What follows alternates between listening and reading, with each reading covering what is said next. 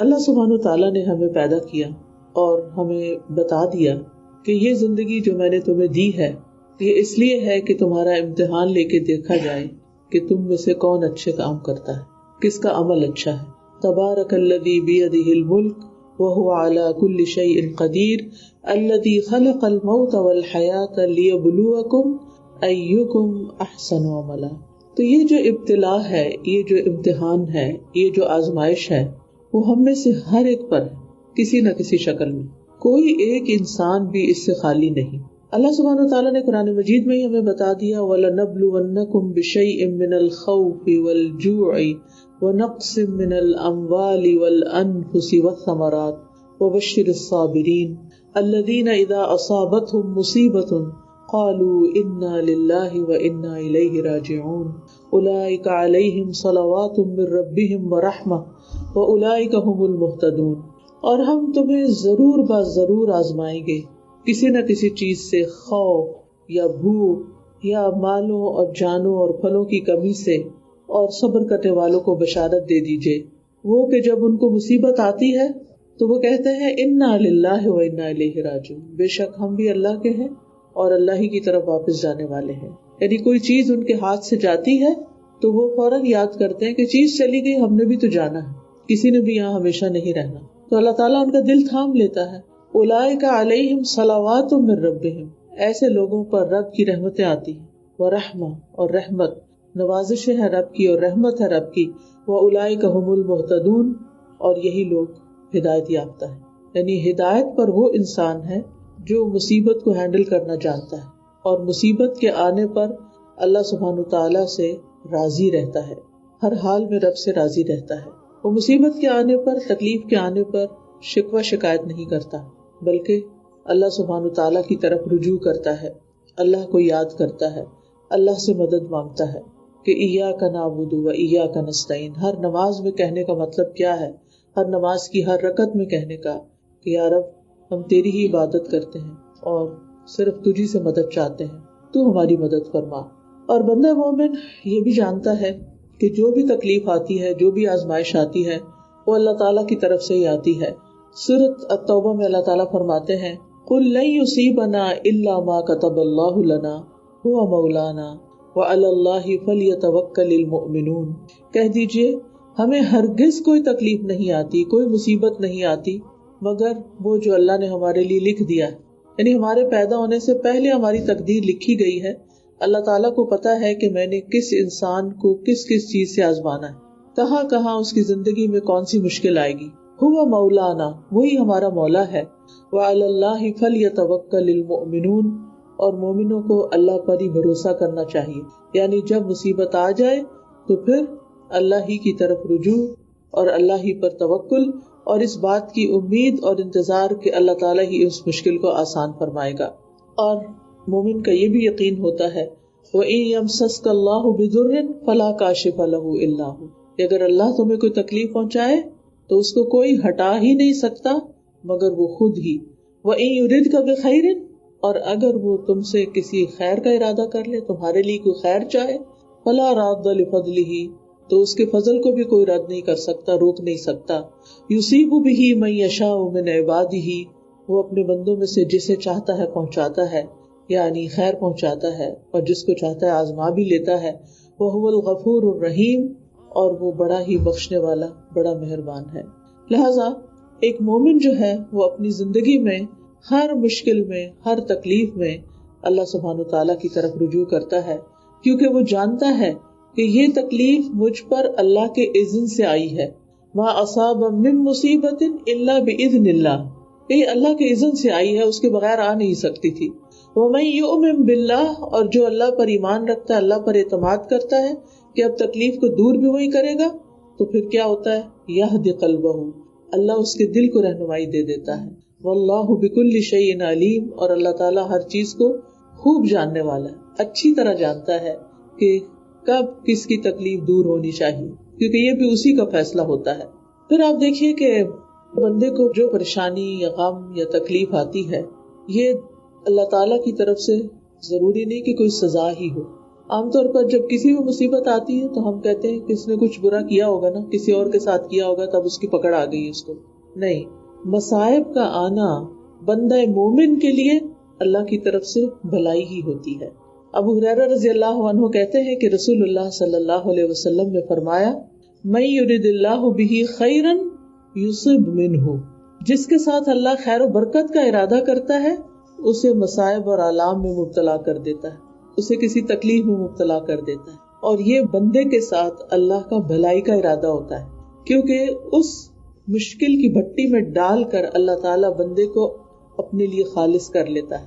جب تک کوئی تکلیف نہیں آتی تو انسان خوشحالی میں کبھی اپنے مال و دولت پر اعتماد کرتا ہے، کبھی اپنے بہن بھائیوں پر، کبھی ماں باپ پر، کبھی بچوں پر، کبھی کسی عہدے پر، یعنی دنیا کی چیزوں کی طرف انسان دیکھتا رہتا ہے کہ میں نے اپنا فیوچر سیکیور کر لیا ہے، میرے پاس یہ اور یہ ہے تو میرے لیے کوئی مشکل نہیں ہے. لیکن جب ان سب چیزوں کے ہوتے ہوئے انسان پر مشکل آ جاتی ہے اور پھر انسان دیکھتا ہے کہ تکلیف میں اپنے بھی ساتھ چھوڑ جاتے ہیں. یہ بھی زندگی کی ایک بہت بڑی حقیقت ہے کہ وہ تمام لوگ جو آپ کے آس پاس ہوتے ہیں، آپ سے بڑی محبتوں کا اظہار کرتے ہیں، بعض تکلیفیں ایسی ہوتی ہیں کہ جس میں وہ آپ کو بھول ہی جاتے ہیں، بلکہ انٹینشنلی دور ہو جاتے ہیں کہ اب ہمیں ان کے لیے کچھ کرنا نہ پڑے. لیکن ایک ہستی جو انسان کا ساتھ نہیں چھوڑتی اور وہ ہے اللہ رب العزت کی ہستی. وہ اپنے بندے کو مشکل میں ڈالتا ضرور ہے لیکن اسے کندن بنا کے نکالتا ہے، اس کو خالص کر کے نکالتا ہے. انسان مشکل میں پڑے بغیر خالص ہو ہی نہیں سکتا، کیونکہ مشکل میں ڈال کے اللہ تعالیٰ دیکھتا ہے کہ اب یہ میری طرف آتا ہے یا مجھ سے اور دور ہو جاتا ہے. بعض لوگ ایک سوال کرتے ہیں کہ جو ہم پہ تکلیف آئی ہے ہمیں کیسے پتا چلے کہ یہ ہمارا امتحان ہے، آزمائش ہے یا ہم پر کوئی عذاب آیا ہے.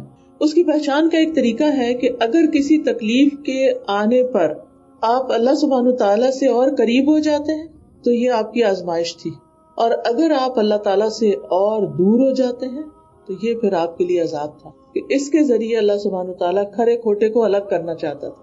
یعنی خبیث اور طیب کو الگ کرتا ہے. جو طیب ہوتا ہے وہ ان آزمائشوں کی بھٹی سے نکل کر اور چمک اٹھتا ہے، اور جو خبیث ہوتا ہے وہ اس عذاب اور مصیبت میں اور اس تکلیف میں مبتلا ہی رہتا ہے. ابن عبد البر کہتے ہیں جس کے ساتھ اللہ بھلائی کا ارادہ رکھتا ہے اللہ تعالیٰ اس کو کسی بیماری میں یا اولاد میں سے کسی کے مرنے کے ساتھ یا مال و دولت کے ضائع ہونے کے ساتھ آزمائش میں ڈالتا ہے. بظاہر تو یہ تکلیف نظر آتی ہے لیکن اس کے ذریعے دراصل اللہ تعالیٰ انسان کے ساتھ بھلائی کا ارادہ کرتا ہے. کیا بھلائی؟ ایک تو یہ کہ انسان اللہ کے اور کلوز ہو جاتا ہے، کثرت سے دعائیں کرتا ہے، ذکر کرتا ہے، اپنی عبادات کو بہتر بناتا ہے، اپنا صدقہ خیرات زیادہ کر دیتا ہے، اللہ سے لو لگاتا ہے. وہ جو اللہ تعالیٰ سے ایک ہمارا رسمی سا تعلق ہو جاتا ہے نا، وہ جو مشکل میں انسان پڑتا ہے تو وہ پردے سارے ہٹ جاتے ہیں، وہ سارے بیریئر ٹوٹ جاتے ہیں. پھر اللہ تعالیٰ کے ساتھ انسان کو ایک دل کا تعلق محسوس ہوتا ہے، اور پھر اس کے ساتھ ساتھ نیکیاں لکھی جاتی ہیں جس پر اس نے عمل نہیں کیا ہوتا، جو نیکیاں اس نے نہیں کی ہوتی، اور اس سے اللہ تعالیٰ ایسے گناہوں کو دور کر دیتا ہے، اس کو معاف کر دیتا ہے، اس کو بخش دیتا ہے جن گناہوں کا اس نے ارتکاب کیا ہوتا ہے. بعض اوقات اللہ سبحانہ تعالیٰ کے ہاں ایک بندے کا بڑا اونچا مقام ہوتا ہے لیکن وہ اپنے اعمال سے وہاں تک پہنچ نہیں رہا ہوتا، تو اللہ تعالیٰ کسی مشکل میں ڈالتا ہے تاکہ بندہ اس ہائر رینک پر جا پہنچے. حضرت انس رضی اللہ عنہ سے بھی روایت ہے، نبی صلی اللہ علیہ وسلم نے فرمایا، اجر و ثواب میں اضافہ، اجر و ثواب میں اضافہ آزمائش میں اضافے کے ساتھ ہے. جتنی جتنی آزمائش زیادہ اتنا اتنا اجر زیادہ ہی، اس کا گراف اتنا ہی زیادہ بڑھ جاتا ہے، اور جتنی آزمائش عظیم ہوگی اس کا بدلہ بھی اتنا ہی عظیم ہوگا. اور جب اللہ تعالیٰ کسی قوم کو پسند کرتا ہے، یعنی جن لوگوں کو پسند کرتا ہے ان کو آزمائش سے دوچار کر دیتا ہے. بس جو اس میں صبر اور رضا کا مظاہرہ کرتا ہے اللہ کی اس کے لیے رضا لکھی جاتی ہے، اور جو اس کی وجہ سے یعنی آزمائش کی وجہ سے اللہ تعالیٰ سے ناراضگی اور برہمی کا اظہار کرتا ہے اللہ تعالیٰ اس کے لیے ناراضگی لکھ دیتا ہے. اگر یہ بندہ مجھ سے ناراض ہے تو میں بھی اس سے ناراض ہوں. کہتے ہیں نا کہ اگر یہ دیکھنا ہو کہ اللہ تعالیٰ کی نگاہ میں آپ کا کیا مقام ہے تو یہ دیکھو کہ آپ کی نگاہ میں اللہ کا کیا مقام ہے. یہ دیکھنا ہو کہ اللہ تعالیٰ آپ سے محبت کرتا ہے یا نہیں تو پہلے اپنے دل میں جھانکو تم محبت کرتے ہو یا نہیں، کیونکہ اس میں آتا ہے یحبہم ویحبونہ، یحبہم ویحبونہ. یہ محبت ہمیشہ دو طرفہ معاملہ ہوتا ہے، کوئی بھی ریلیشن شپ ون سائیڈڈ نہیں ہوتا. یعنی اگر آپ اللہ سے محبت کرتے ہیں تو اللہ بھی آپ سے محبت کرتا ہے. تو اپنے دل کو ٹٹولنا چاہیے، اپنے اندر جھانکنا چاہیے کہ میرے دل میں اللہ کی کتنی محبت ہے. اور جب آزمائش آتی ہے تو اس وقت اور زیادہ امتحان ہو جاتا ہے محبت کا درجہ کتنا ہے. کیونکہ جب نعمتیں ملتی ہیں انسان شکر کرتا ہے تو وہ محبت بھی انسان کو کسی نہ کسی درجے میں محسوس ہوتی ہے. لیکن جب تکلیف آتی ہے تو اس تکلیف کے وقت پھر انسان کا حال اصل میں پہچاننے کے لائق ہوتا ہے کہ انسان دیکھے کہ وہ کہاں کھڑا ہے. پھر یہ بھی یاد رکھیے کہ آزمائش کچھ دینے کے لیے آتی ہے، لینے کے لیے نہیں آتی، دینے کے لیے آتی. کیونکہ جو اس کے ذریعے جاتا ہے اس سے زیادہ بہتر ملتا ہے انسان کو. ابو ہریرہ کہتے ہیں کہ رسول اللہ صلی اللہ علیہ وسلم نے فرمایا، مومن مرد اور مومن عورت کی جان، اولاد اور مال میں آزمائشیں آتی رہتی ہیں. یہ مومنوں کے لیے لکھ ہی دیا گیا. جو ایمان لائے گا اس کا امتحان ہوگا کہ یہ اپنے ایمان لانے میں کتنا سچا ہے. یہاں تک کہ جب وہ مرنے کے بعد اللہ سے ملاقات کرتے ہیں تو ان پر کوئی گناہ نہیں ہوتا، صاف ستھرے ہو کے اللہ کی ملاقات کے لیے کھڑے ہوں گے قیامت کے دن. آزمائشیں مانگنی نہیں چاہیے، لیکن اگر آزمائش آ جاتی ہے تو اس میں ناراض نہیں ہونا چاہیے اللہ تعالیٰ سے، بلکہ دل سے راضی رہنا چاہیے. اور بار بار اگر دل میں کوئی برا گمان آئے یا کوئی ایسی بات آئے تو بار بار کہنا چاہیے رضیت باللہ ربًا، رضیت باللہ ربًا، میں اپنے رب سے راضی ہوں، میں اللہ کے رب ہونے پہ راضی ہوں، مجھے کوئی شکوہ نہیں، مجھے کوئی ناراضگی نہیں، مجھے اللہ سبحانہ تعالیٰ سے کوئی بدگمانی نہیں، وہ تو میری دعائیں سنتا ہے. لم اکن بدعائک ربی شقیہ، میں اپنے رب سے دعا مانگ کر تو کبھی بدبخت ہوا ہی نہیں، ہمیشہ خیر ہی ملی ہے مجھے. یا تو دعا دنیا میں قبول ہو جائے گی یا پھر آخرت کے لیے ذخیرہ ہو جائے گی، تو خیر ہی خیر ہے. ابن تیمیہ رحمہ اللہ کہتے ہیں کہ جب آزمائش سخت ہو جائے تو یہ نیک مومن کے لیے اس کے درجات کی بلندی اور عظیم اجر کا سبب بن جاتی ہے، کیونکہ تکلیف میں تو مومن کے لیے خیر ہی خیر ہے.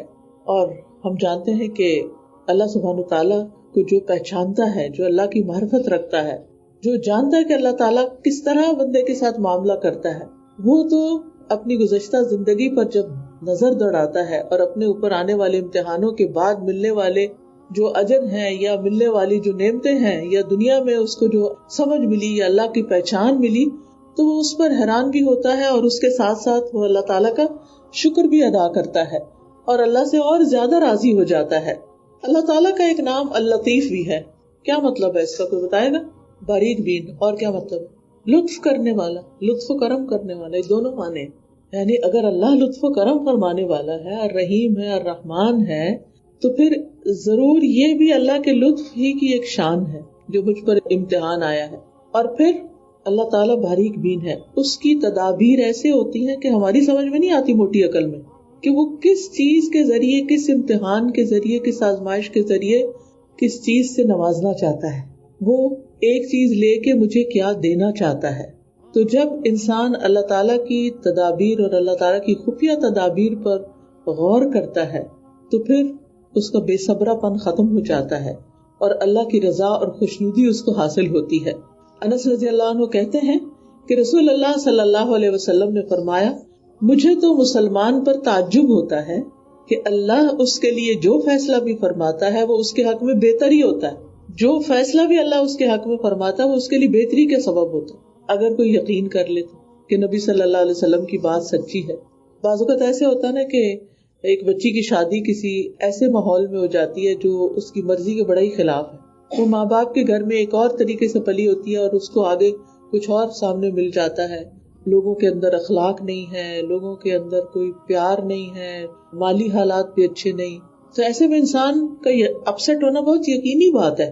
لیکن ایسے میں بھی انسان اگر پازیٹو رہے کہ میرا رب مجھے اور میچور کرنا چاہتا ہے، مجھے چمکانا چاہتا ہے، مجھے کچھ سکھانا چاہتا ہے، تو وہ ان حالات پر بے صبر پن کا مظاہرہ نہ کرے، بلکہ اللہ تعالیٰ کے جو فیصلے ہیں یا اللہ تعالیٰ کے جو معاملات ہیں ان کو دیکھتا جائے کہ اب میری زندگی میں کیا ہو رہا ہے. اور ہمیشہ تکلیف آنے پر ایک بات یہ ضرور سوچیں کہ میں نے اس سے کیا سیکھا ہے، میں نے اس سے کیا سبق حاصل کیا ہے.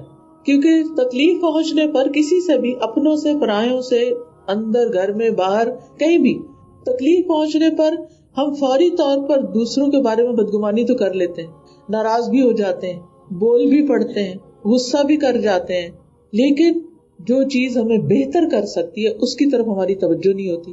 اور وہ بہتر چیز کیا ہوتی ہے کہ میں نے اس سے کیا سیکھا، میرے اندر اس سے کیا بہتری آئی، میں نے اس معاملے کو کس طرح ڈیل کرنا ہے, میں نے اس پر صبر کیسے کرنا ہے, میرے لیے اس پر اجر کیا ہے. یعنی تکلیف تو آئی, مجھے کیا ملا. جس کے اندر شعور ہوتا ہے نا, ذہنی بیداری ہوتی ہے, وہ بہت سی چیزیں ڈھونڈ لیتا ہے کہ اس کی وجہ سے میرے اندر یہ اور یہ بھلائی آئی ہے, مجھے لوگوں کو سمجھنے کا موقع ملا ہے, مجھے تکلیف کو برداشت کرنے کا طریقہ آیا ہے, مجھے اپنے لیے بہتر راستوں کا انتخاب کرنا آیا ہے. یعنی بے شمار چیزیں ہیں جو انسان ان تکلیفوں سے سیکھتا ہے. اور سب سے بڑی بات جو سیکھنے کی ہوتی ہے وہ یہ کہ دنیا کی کوئی بھی چیز ایسی نہیں کہ جس پر ہم 100% ریلائی کر سکیں. صرف ایک ذات ہے, اللہ کی ذات, جس پہ ہم بھروسہ کر سکتے ہیں. بعض اوقات اپنے ماں باپ کی طرف سے انسان کو ناانصافیوں کا سامنا کرنا پڑتا ہے. شاید ہی کوئی دن جاتا ہو کہ جب میرے پاس یہ مسئلہ نہ آتا ہو کہ ماں نے یا باپ نے پراپرٹی ایک بھائی یا ایک بہن یا ایک شخص کو دے دی ہے اور ہمیں کچھ نہیں دیا. اور خاص طور پر یہاں رہنے والوں کو تو لوگ فار گرانٹیڈ لیتے ہیں. وہ سمجھتے ہیں کینیڈا میں رہ رہے ہیں, ان کے پاس تو سب کچھ ہے, انہیں کس چیز کی ضرورت ہے. یہاں پاکستان میں یا انڈیا میں جو بھائی رہتا ہے اس کے حالات خراب ہیں, لہٰذا جو بھی جائیداد ہم چھوڑ کے جا رہے ہیں انہیں کو دے دو. اور یہاں رہنے والوں کو کہتے ہیں تم خبردار جو نام بھی لو, تمہارا کوئی حصہ نہیں, تم نے کیا کرنا ہے. فار گرانٹیڈ, خود سے فیصلہ کر لیتے ہیں. اور یہ نہیں پتا کہ یہاں کے حالات کتنے مشکل, یہاں کن کن مشکلات سے بچے گزر رہے ہیں. ایک یونیورسٹی کی تعلیم ہی کتنی مہنگی ہے, ایک گھر کا رینٹ ہی کتنا مہنگا ہے, گروسریز کی قیمتیں آسمانوں پہ جا پہنچی. تو یہ کیسے آپ اتنی دور بیٹھ کے فیصلہ کر لیا کہ آپ کو کچھ بھی نہیں چاہیے.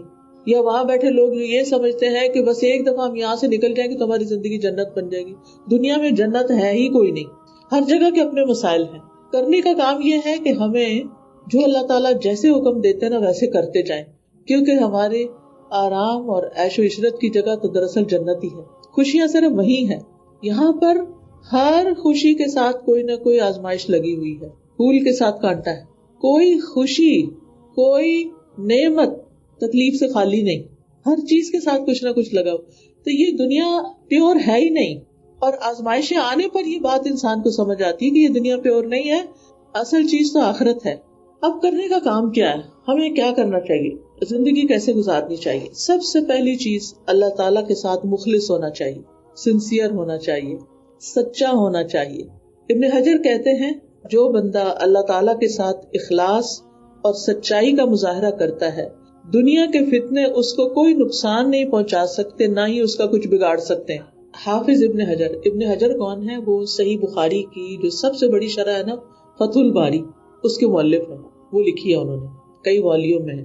وہ کہتے ہیں جو بندہ اللہ تعالیٰ کے ساتھ اخلاص کا اور سچائی کا مظاہرہ کرتا ہے, سچا ہوتا ہے اللہ کے ساتھ, دنیا کے فتنے اس کو کوئی نقصان نہیں دے سکتے, اس کو کچھ بھی نہیں بگاڑ سکتے. کیونکہ جو ہی کوئی تکلیف آئے گی, کوئی فتنہ آئے گا, وہ اللہ کی طرف رجوع کرے گا. کل سے اسکول کھول رہے ہیں, ماں باپ پریشان ہیں, بچے اسکول جائیں گے, پتہ نہیں کیا سیکھ کے آئیں گے, کیا کیا نئی باتیں سیکھیں گے, کیسے بچائیں, کیا کریں. اس ایک جملے میں سارے مسئلے کا حل ہے. اپنے بچوں کے اندر ایمان پیدا کریں, ایمان کی تجدید کریں, ان کے دلوں میں اللہ کی محبت کا بیج ڈالیں, ان کے اندر اللہ پہ توکل ڈالیں, ان کے اندر اللہ کی عظمت کا احساس ڈالیں, ان کے اندر اللہ کی پہچان کا سبق ڈالیں. تو جو شخص اللہ کو پہچان جاتا ہے نا, جس بچے کو یہ بتاؤ کہ میں مسلمان ہوں اور میں نے وہ کرنا ہے جو میرے رب نے کہا ہے, کیونکہ میں نے اس کے پاس واپس جانا ہے, میں نے اس کے سامنے جا کے کھڑے ہونا ہے, میں نے اپنے کاموں کا حساب دینا ہے, تو وہ کوئی کیئرلیس کام نہیں کرے گا, وہ ادھر ادھر کی چیزوں سے مرعوب بھی نہیں ہوگا, وہ متاثر بھی نہیں ہوگا, کیونکہ اس کے پاس ایک بڑی چیز ہے. وہ اس دنیا سے کیسے متاثر ہو سکتا ہے جس کے پاس بڑی چیز نہیں؟ دنیا کیا ہے؟ دنیا دنوب سے, دنوب کہتے ہیں سب سے نیچے گھٹیا چیز, مچھر کے پر کے برابر نہیں. لیکن ہم نے سر پہ بٹھایا ہوا کہ سب کچھ یہی ہے, اس لیے اپنی جان, مال, اولاد سب کچھ اسی میں کپا دو. نہ اولاد کے لیے وقت ہے کہ ان کے اندر ایمان پیدا کر. اسلامی اسکول بھیج دیا ہے نا, وہ سکھا دیں گے, ٹھیک ہے, وہ تو اپنی طرف سے کوشش کر رہے ہیں, لیکن جو ماں دے سکتی ہے نا وہ کوئی بھی نہیں دے سکتا. ماں جس پیار کے ساتھ, جس محبت کے ساتھ, جس اخلاص کے ساتھ, ہمدردی کے ساتھ بچے کو اللہ کی محبت دے گی. ہونا تو یہ چاہیے تھا کہ آپ کے دودھ کے ساتھ ہی بچے کے اندر وہ گھٹی میں پڑ جاتی اس کے, اور آپ اس کو لوریاں بھی دیتی تو اللہ کی محبت کی دیتی. لیکن چلو وہ وقت گزر گیا, ابھی بھی دور نہیں. اٹس نیور لیٹ, آپ اب بھی شروع کر سکتے ہیں. اسکول سے آئے بچے, آپ ان سے پہلے گھر پہ موجود ہوں, آپ ان کو ویلکم کریں, آپ ان کو گلے لگائیں, آپ ان کو سلام کریں, آپ ان سے محبت سے پیش آئیں, آپ ان کو کچھ کھانے کے لیے آفر کریں, آپ ان سے پوچھیں آج کیا کیا ہوا, آج ٹیچر نے کیا بتایا, آج تمہاری دوست نے کیا کیا, اور جو وہ بتائے اتنا اعتماد تو دینا